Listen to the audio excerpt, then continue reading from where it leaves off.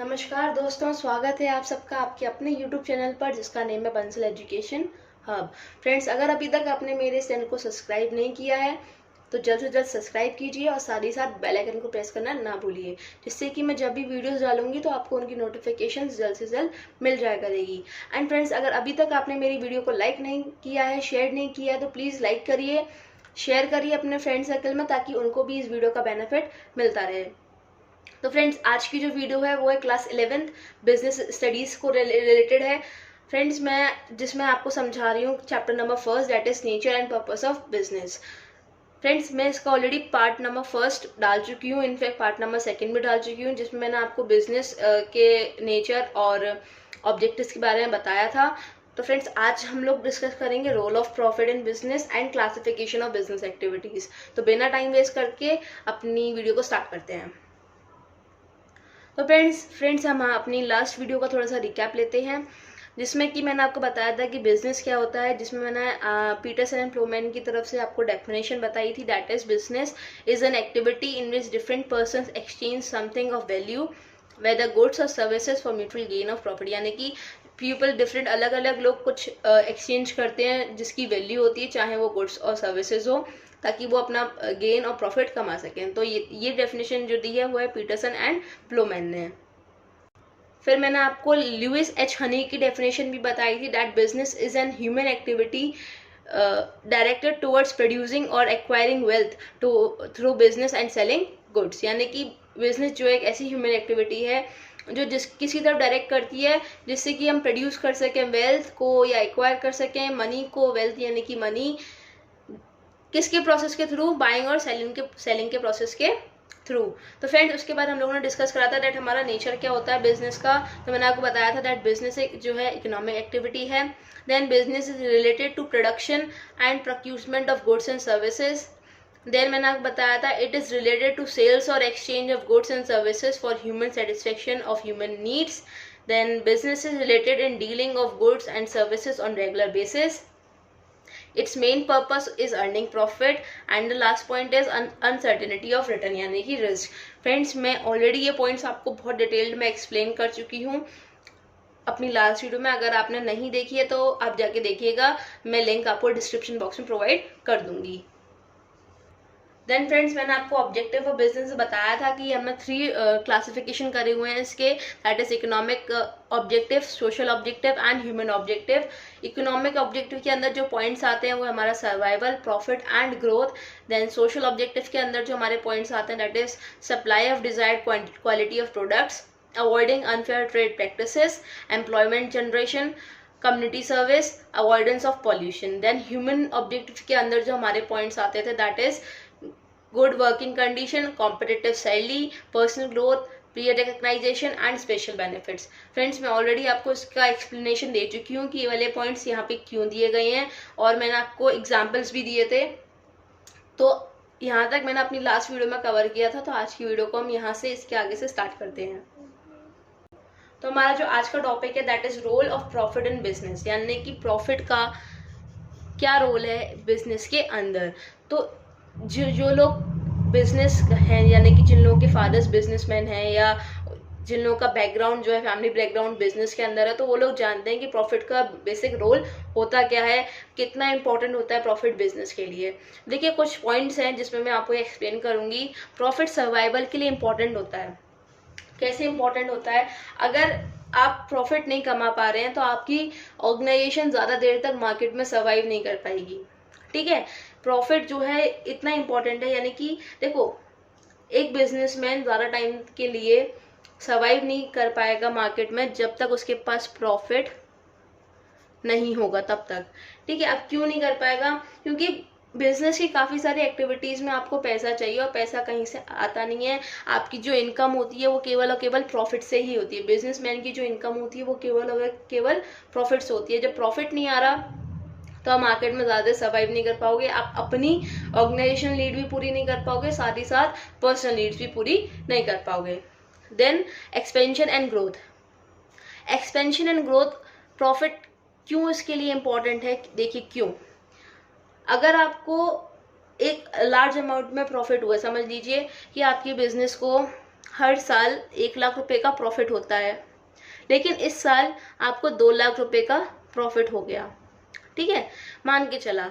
तो ये देखिए आपका जो हर साल का प्रॉफिट होता है उससे 1 लाख रुपए का आपको फायदा हुआ है इस साल, ठीक है। तो आप इस पैसे को अपनी बिजनेस की ग्रोथ में लगा सकते हैं, आप उसको इन्वेस्ट कर सकते हैं, आप दूसरी जगह अपनी ऑर्गेनाइजेशन की या जो भी आपका शोरूम है या कुछ भी बोल सकती हूँ मैं, उसका आप अलग से एक ब्रांच खोल सकते हैं। मैंने लास्ट वीडियो में आपको पंचीपेटा का एग्जांपल दिया था, उसने भी अपनी ही मोनोपोली की काफी सारे शोरूम्स भी खोल रखे हैं उसकी, ठीक है।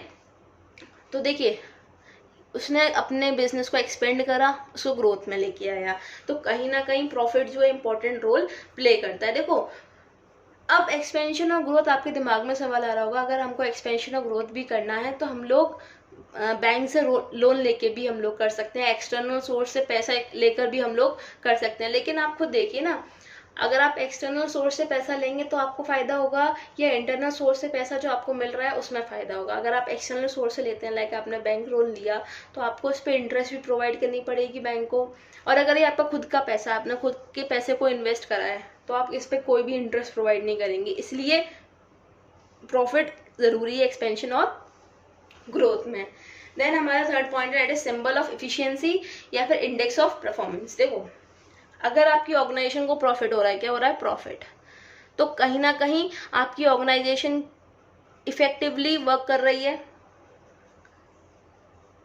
और इफिशिएंटली वर्क कर रही है, ठीक है। यानी कि जो आप ऑर्गेनाइजेशन के गोल्स आप सेटअप कर रहे हो वो आप इजीली फुलफिल कर पा रहे हो, स्मूथ फ्लो हो रहा है बिजनेस का, ठीक है। अब जब स्मूथ फ्लो हो रहा है तो वो किससे पता चल रहा है, प्रॉफिट से। जब तक प्रॉफिट आ रहा है तब तक आपकी ऑर्गेनाइजेशन स्मूथ फ्लो कर रही है, ठीक है। जहां आपका प्रॉफिट आना बंद हो जाएगा तो यानी कि आपके जो मैनेजमेंट है उसमें इनएफिशिएंसी है, ठीक है, उसके अंदर इनएफिशिएंसी, यानी कि प्रॉफिट जो हमारा इंडेक्स ऑफ परफॉर्मेंस, यानी कि परफॉर्मेंस जो हमारा मेजर हो रहा है, या फिर आप बोल सकते हैं परफॉर्मेंस जो हम कर रहे हैं वो हम किससे जज कर सकते हैं, केवल और केवल प्रॉफिट से। किससे, प्रॉफिट से, यानी कि प्रॉफिट कैन जज the index of performance of a business. तो फ्रेंड्स हमारा फोर्थ नंबर पॉइंट है, reward for bearing the risk. यानी कि मैंने आपको बताया था कि बिजनेस में रिस्क फैक्टर इन्वॉल्व होता है, तो ये हमारे रिवॉर्ड कैसे हो सकता है, हमें ये पता करना है। तो देखिए कोई भी बिजनेसमैन अगर कहीं पर भी अपना पैसे को इन्वेस्ट कर रहा है तो वो क्या सोच के कर रहा होगा कि उसे वहाँ पर प्रॉफिट अर्न होगा, यानी कि जो वहाँ से जहाँ पे वो पैसे इन्वेस्ट कर रहा है उसे वहाँ से प्रॉफिट मिलेगा, ह्यूज अमाउंट में प्रॉफिट मिलेगा। अगर वो ह्यूज अमाउंट ऑफ इन्वेस्टमेंट कर रहा है तो उसे ह्यूज अमाउंट में प्रॉफिट मिलेगा। अब मैं एग्जाम्पल के लिए देखो, शेयर मार्केट, जो लोग शेयर मार्केट में इन्वेस्ट करते हैं तो वो लोग क्या सोच के इन्वेस्ट करते हैं कि उनको केवल और केवल वहां से प्रॉफिट होगा, नहीं, वो अपना पैसा इन्वेस्ट करते हैं केवल, ठीक है। हो सकता है कि उनको प्रॉफिट हो और ये भी हो सकता है कि उनको लॉस हो, तो वो इन्वेस्ट, उन्हें पता होती है कि उनको लॉस भी हो सकता है, इसके अंदर उनका पैसा डूब भी सकता है, तो वो क्या लेते हैं, रिस्क लेते हैं। क्या लेते हैं, रिस्क। तो वो रिस्क हर जगह बियर करता है, यानी कि रिस्क फैक्टर होता है। तो आप ये ध्यान रखिए, जितना ज्यादा हमारा रिस्क होगा, जितना ज्यादा हमारा लेवल ऑफ रिस्क होगा, उतना ही ज्यादा हमको प्रॉफिट अर्न हो सकता है, ठीक है। और जितना कम हमारा लेवल ऑफ रिस्क होगा उतना ही कम हमारा प्रॉफिट हो सकता है। अब ज्यादा पैसे इन्वेस्ट ही नहीं कर रहे, समझ लीजिए बहुत अच्छा कोई स्टॉक में आया है, ठीक है, स्टॉक मार्केट, शेयर मार्केट में कोई बहुत अच्छा शेयर आया हुआ है जहां आप पैसे इन्वेस्ट कर रहे हैं। पर्सन ए ने इन्वेस्ट करे 1000 रुपये, पर्सन बी ने इन्वेस्ट करे 100 रुपये, तो इसने जो इन्वेस्ट करा वो अमाउंट छोटा है और जो इसने इन्वेस्ट करा वो अमाउंट ज्यादा है, यानी कि रिस्क फैक्टर इसके पास ज्यादा है, उसके पास कम है, क्योंकि इसने केवल और केवल 100 रुपये इन्वेस्ट करे हैं। अब समझ लीजिए उस जो वो शेयर था उसको काफी अच्छी अमाउंट में इंक्रीमेंट हो गया या अच्छा प्रॉफिट हो गया, तो इसको 1000 रुपये के हिसाब से तो इसको वो मिलेगा अपना प्रॉफिट, ठीक है, और इसको 100 रुपये के हिसाब से मिलेगा, यानी कि जहाँ रिस्क ज्यादा था वहाँ प्रॉफिट ज्यादा हो गया उसको, और जहाँ रिस्क कम है वहाँ प्रॉफिट उसे कम हो गया। देन हमारा फिफ्थ पॉइंट है, गेन रेपुटेशन एंड गुडविल। अब देखिए प्रॉफिट की वजह से हम लोग रेपुटेशन भी कमाते हैं मार्केट में और गुडविल भी कमाते हैं। ये पॉइंट एक्सप्लेनेशन लाइक तो बिल्कुल भी नहीं है, ये पॉइंट ऑब्वियस है। अगर आपका प्रॉफिट अच्छा हो रहा है, आपकी ग्रोथ हो रही है, तो आपकी वैसे वैसे गुडविल भी बनेगी। बैंक अगर आपके चेक्स क्लियर होते जा रहे हैं, यानी कि जिस पार्टी से आप सामान खरीद रहे हैं उन पार्टीज का चेक आप क्लियर करते जा रहे हैं, बैंक क्लियर करती जा रही है, यानी कि आपकी अच्छी खासी मार्केट में गुडविल है, अच्छी खासी मार्केट में रेपुटेशन है। तो that is the role of profit in a business. Then friends, हमारा जो नेक्स्ट टॉपिक है वो है बिजनेस एक्टिविटीज। बिजनेस एक्टिविटीज, तो फ्रेंड्स हम लोग यहाँ पर इसको दो फर्दर क्लासिफिकेशन कर सकते हैं। इसका एक हो गया इंडस्ट्री और एक हो गया हमारा कॉमर्स। तो फ्रेंड, इंडस्ट्री का क्या मतलब है, यानी कि आप जो रॉ मटेरियल्स खरीद रहे हैं या खरीद रहे हैं रॉ मटेरियल, उसको आप यूजफुल प्रोडक्ट में चेंज कर रहे हैं, यूजफुल प्रोडक्ट में चेंज कर रहे हैं, वो क्या हमारी हो गई इंडस्ट्री से रिलेटेड। देखो, इंडस्ट्री का मतलब आप सिंपल से नाम तो समझ रहे हैं कि यहाँ पर जो काम हो रहा होगा सारा प्रोडक्शन यूनिट से हो रहा होगा, यानी कि रॉ मटेरियल को यूजफुल प्रोडक्ट में चेंज किया जा रहा है, वो हो गया हमारा इंडस्ट्री। देन हम बात करते हैं कॉमर्स की। तो कॉमर्स देखिए क्या होता है। कॉमर्स एक्टिविटीज वो एक्टिविटीज होती हैं, यानी कि वो सारी एक्टिविटीज जो कि distribution of goods and service में, distribution of goods and services, यानी कि वो सारी एक्टिविटीज जो डायरेक्टली इनडायरेक्टली हम लोग जो प्रोडक्ट बना रहे हैं उनके डिस्ट्रीब्यूशन में आ जाती है, गुड्स एंड सर्विसेज को डिस्ट्रीब्यूट करती है अल्टीमेट कंज्यूमर तक। मैं यहाँ कंज्यूमर की बात कर रही हूँ, कस्टमर की बात नहीं कर रही। इन दोनों में बहुत ही ज़्यादा डिफरेंस होता है, तो ध्यान रखिए। कस्टमर क्या है, जिससे आप सामान दे रहे हैं वो कस्टमर तो है, लेकिन कंज्यूमर क्या होता है, जो उसे अल्टीमेट कंज्यूम कर रहा है, जो उस प्रोडक्ट को यूज कर रहा है, ठीक है, वो होता है कंज्यूमर। अब देखिए, अब टूथपेस्ट है, टूथपेस्ट फैक्ट्री से निकला और जब उसे होलसेलर वाला खरीदेगा तो फैक्ट्री के लिए होलसेलर वाला क्या हो जाता है। देखो, जैसे कि बता रही हूँ, कस्टमर और कंज्यूमर में